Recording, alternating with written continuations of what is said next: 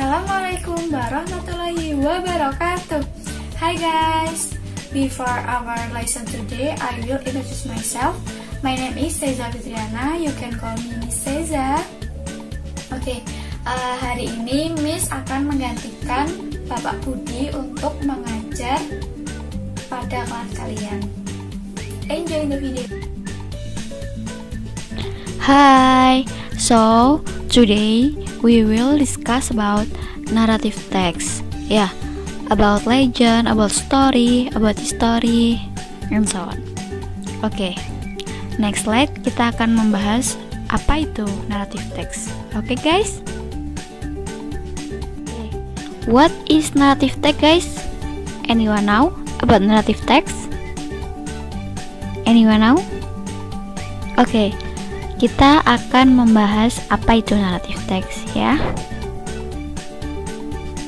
This is a definition of narrative text. Narrative text is one type of English text that aims to entertain the reader with a story. Nah, jadi narrative text itu adalah salah satu tipe teks bahasa Inggris yang bertujuan untuk menghibur pembacanya. Jadi, ini adalah sebuah teks bahasa Inggris yang di dalamnya itu memiliki cerita untuk menghibur pembacanya. What kind of narrative text? Anyone know? Nah, narrative text itu mempunyai macam-macam jenis, yaitu seperti legend, fairy, fable, and so on. Nah, yang akan kita bahas di materi ini adalah yaitu legenda. Nah, legenda itu contohnya seperti legenda Malin Kundang, Toba Lake atau Danau Toba, kemudian Timun Mas. Nah, seperti itu. Itu adalah contoh-contoh legenda. This is the generic structure of narrative text. Jadi, dalam teks naratif itu memiliki 4 bagian atau 4 struktur teks. Yang pertama yaitu orientation. Yang kedua, complication or problem. Kemudian yang ketiga yaitu resolution. Dan yang keempat yaitu reorientation or coda. Oke, di next slide Miss akan menjelaskan secara detail apa itu orientation, complication, resolution, kemudian coda itu apa. Oke. Nah, yang pertama yaitu the first is orientation. What is orientation? Do you know about orientation? Orientation itu adalah sebuah pendahuluan. Itu biasanya ada di paragraf pertama ya, yaitu yang berisi seperti karakternya, settingnya, waktunya. Nah, karakter itu yaitu seperti tokohnya itu. Nah, tokohnya itu ada siapa saja, kemudian sifatnya itu bagaimana saja, kemudian setting itu bisa berupa settingnya, tempatnya, kemudian waktunya itu kapan. Nah, seperti itu. Tapi untuk narrative text itu selalu ya waktunya itu yaitu waktu yang sudah lampau atau masa lalu, seperti itu. Kemudian Miss sampai lupa. Untuk orientation itu di bagian paragraf pertama itu biasanya bisa untuk menjawab pertanyaan seperti who, kemudian when, kemudian what ya, seperti itu. Kemudian yang kedua yaitu complication or problem. Nah, complication or problem ini adalah sebuah permasalahan yang muncul. Nah, biasanya itu pasti ada di paragraf kedua itu sudah mulai muncul permasalahan. Nah, tapi tidak hanya di paragraf 2, biasa juga ada di paragraf ketiga, keempat. Nah, seperti itu biasa masih muncul permasalahannya. atau bisa disebut dengan klimaks ya, seperti itu.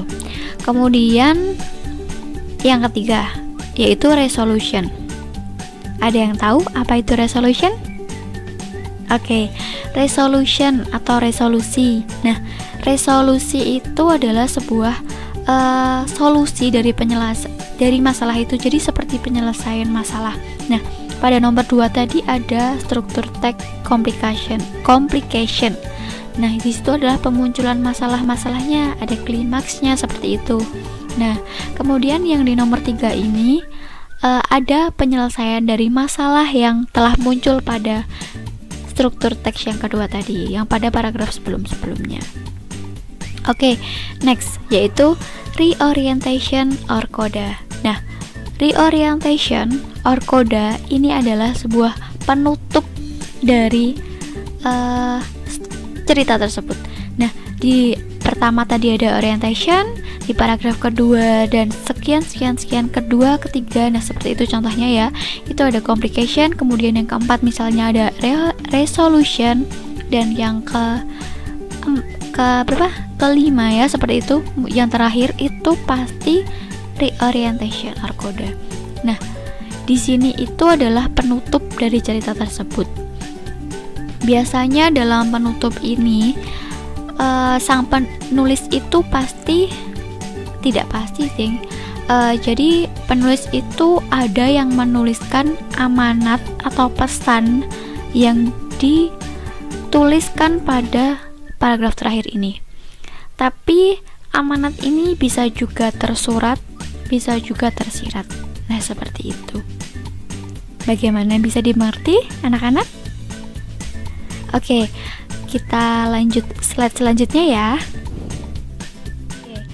Ya, sekarang kita akan membahas tentang language function, atau bisa disebut juga dengan grammarnya dari teks naratif ini sendiri.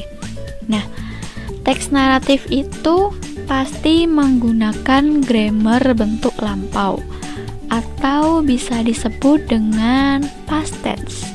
Oke. Di sini ada rumus past tense-nya ya. Rumus past tense itu sebagai berikut, yaitu subject plus verb to plus complement. Nah, pasti kalian sudah tahu ya subjek itu seperti apa saja, anak-anak. Ayo. Nah, ya betul ya, subjek itu seperti she, he, it, kemudian they, we, I, you. Nah, seperti itu. Kemudian kalau verb to, nah atau kata kerja bentuk kedua. Nah, kata kerja itu ada dua macam, yaitu regular verb dan juga irregular verb. Nah, regular verb itu adalah kata kerja yang beraturan. Nah, kalau yang irregular verb itu adalah kata kerja tak beraturan. Untuk regular verb atau kata kerja yang beraturan itu di kata kerja bentuk duanya itu pasti ditambahi ed. Ya, satu aja ed, maksud Miss itu selalu ditambahi huruf e dan d. Nah, untuk irregular verb itu mereka tidak ditambahi ed, atau ya mereka itu bermacam-macam ya. Misalkan nih cut. Nah, itu kan di verb duanya juga sama ya, cut ya, tidak tambahi ed ya. Nah, itu termasuk ke dalam irregular verb. Atau seperti ini, eat, at. Nah, at itu kan kata kedua dari eat, makan. Nah, itu masuk ke dalam irregular verb atau kata kerja tidak beraturan. Kemudian untuk yang pertama, kata kerja beraturan atau regular verb. Nah, itu pasti verb to-nya itu pasti ditambahi ed. Nah, seperti contohnya di sini, play, bermain. Nah, kata kerja bentuk satunya yaitu play, kemudian verb to-nya itu ditambahi ed. Nah, seperti itu ya. Bisa dimengerti, guys? Oke. Kemudian complement. Nah, complement di sini itu kalau dalam past tense atau bentuk lampau itu biasa ditambahi seperti adverb. Nah, adverb of time. Nah, adverb of time-nya itu seperti yesterday. Di sini contohnya yaitu yesterday. Tapi tidak hanya yesterday ya. Yang bentuk lampau itu bisa juga seperti last night, kemudian last week, kemudian last month, kemudian juga bisa last year. Nah, seperti itu. Yesterday itu adalah kemarin ya. Untuk last week itu minggu lalu. Kemudian last night yaitu tadi malam. Nah, seperti itu. Itu bisa dijadikan dalam complement. Nah, selalu pokoknya complementnya past tense itu pasti pakai adverb. Nah, seperti itu untuk memperjelas kalimat itu. Nah, karena ini bentuk lampau, mungkin beberapa itu bisa melihat ya, oh ini pasti bentuk lampau. Tapi untuk memperjelas itu kalimat bentuk lampau, maka dari itu ditambahi dengan complement. Nah, complementnya itu bisa seperti yesterday, last night, last week, last month, and so on. Nah, seperti itu ya. Bisa ada mengerti, guys? Oke, selanjutnya Miss akan memperlihatkan contoh teks naratif. Oke, disimak ya videonya.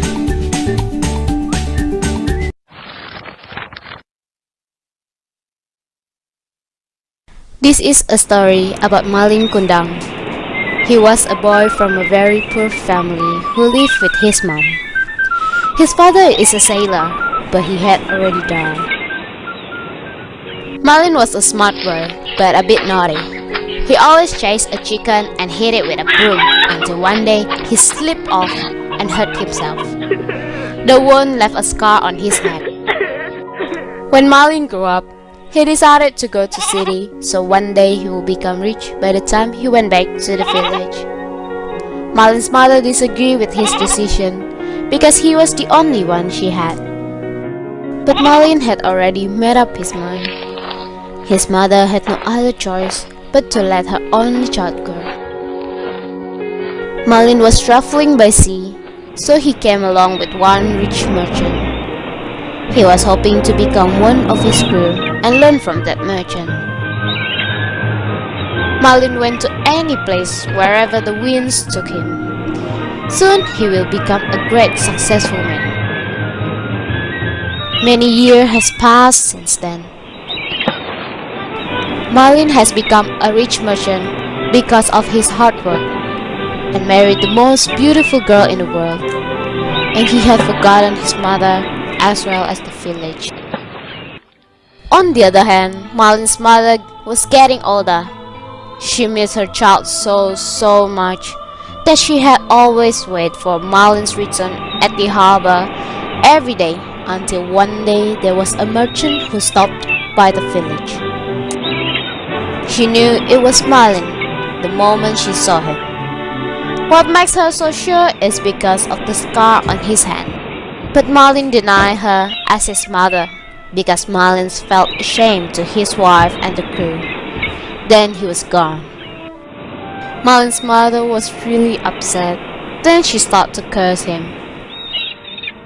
On his journey, Malin's ship began to shake, and soon it turned into a story. Until now.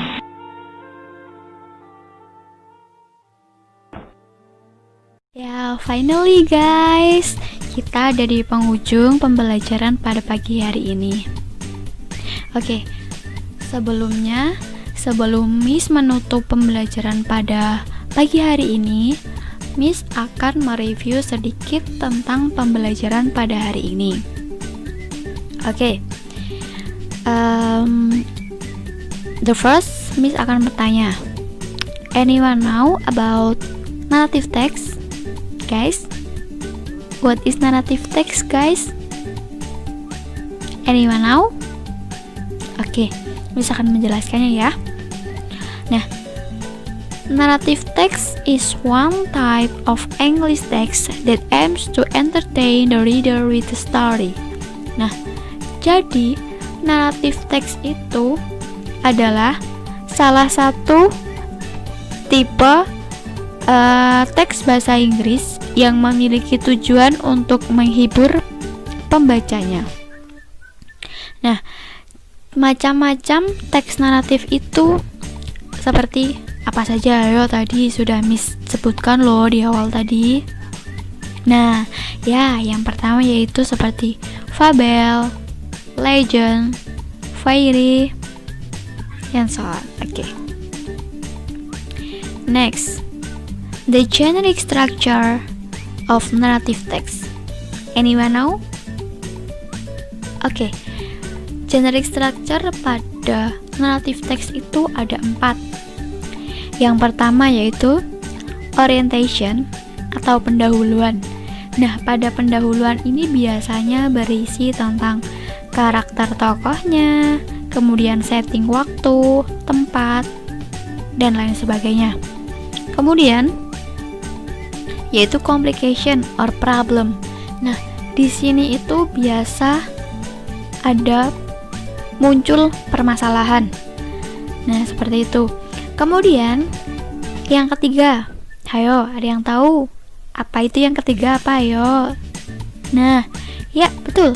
Yang ketiga yaitu resolution atau resolusi permasalahan atau sebuah penyelesaian dari permasalahan tersebut.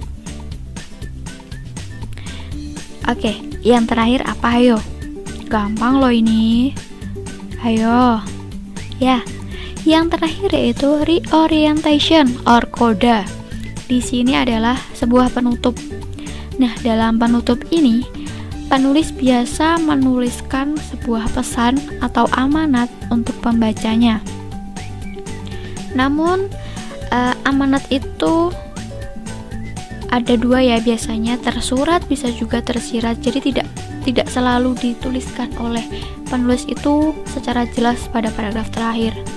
Bisa saja hanya dijelaskan secara tidak langsung, kemudian si pembacanya itu diminta untuk menangkap apa amanatnya itu sendiri. Oke, next.